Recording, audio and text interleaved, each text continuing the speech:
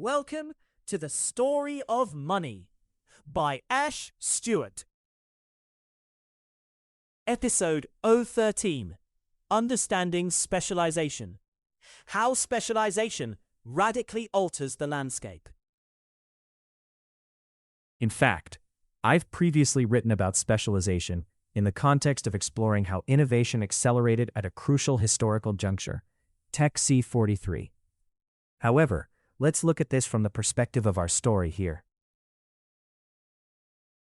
And indeed, apart from the historical angle, I do have a fictional depiction around how this arose in that episode. But, fiction and history apart, let's now focus on the core concept itself. In other words, let's specialize.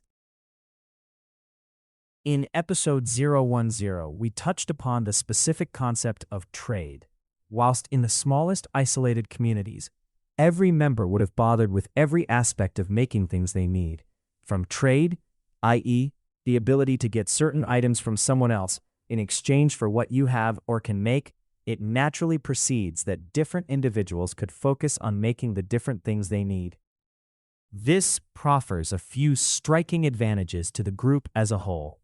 Different individuals have different propensities, so they might be inclined to do or learn to do one type of work better than another.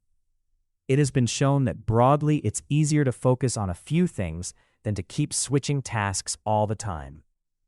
Code switching is hard. It's a cognitive load. Just imagine ejecting and inserting separate CDs into your working computer every few minutes.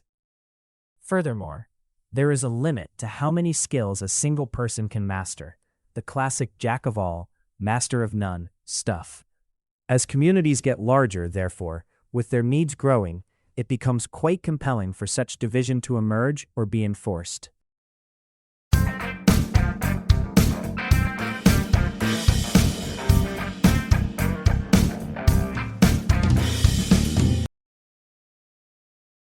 Divide et coopera.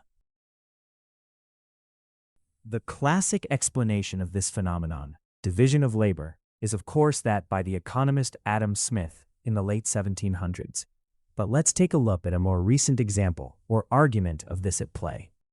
There is this question: should a very highly skilled professional, say a brain surgeon, wash one's own car before heading to work in the morning?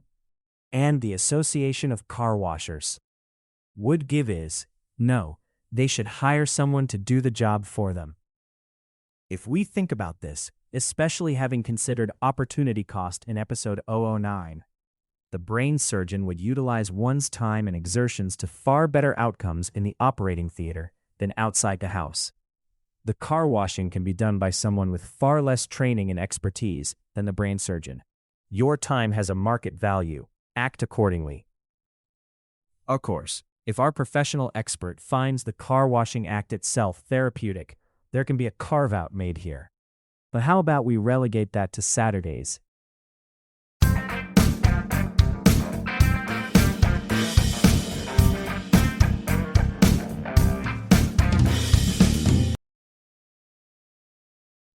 Twixt skills and wills. So yes, in a nutshell, that's what specialization is about, a concept we are so used to in the modern day that one may be justified to ask, what's the big deal? Allowing different members of a group to focus on different areas of work, whether it's in a small village or a big industrial setup, allows them to, by way of gaining experience in that area, become much more skilled at it. Again, something we take for granted, but this helps significantly increase the overall quality of output, and when combined with innovation, as I've demonstrated in the quoted piece, even build much better, far superior, more ambitious things.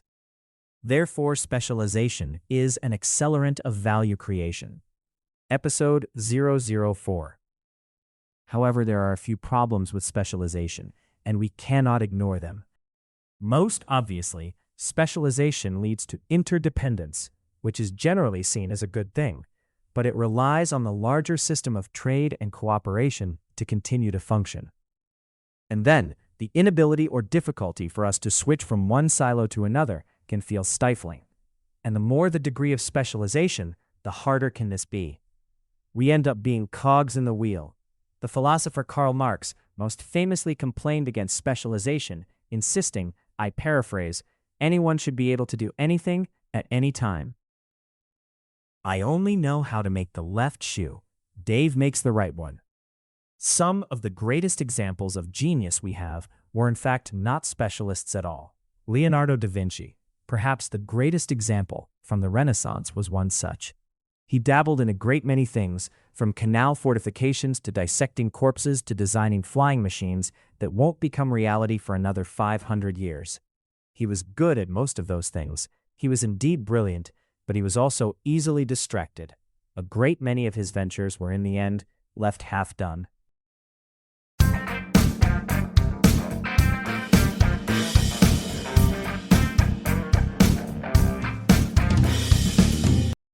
So yes, generalization has costs and limits, but specialization also comes with costs. What is the right balance between the two for any of us? Specialization may have worked in Da Vinci's time because things were less complex 500 years ago than now. It might have been necessary in the early industrial era because there was no other way we knew to carry out that level of industrial scaling. But then today, we have better instruments and techniques, which have also progressed in line with the increase in sophistication. So we are, after all, in the modern post-industrial knowledge age, rather more generalists than we think we are, aren't we? And then, the application of machine intelligence to more and more aspects of modern knowledge-based work, especially for the more mundane stuff, can surely allow us to, without sacrificing quality, thanks to such cognitive tools, become more and more generalist. Yes?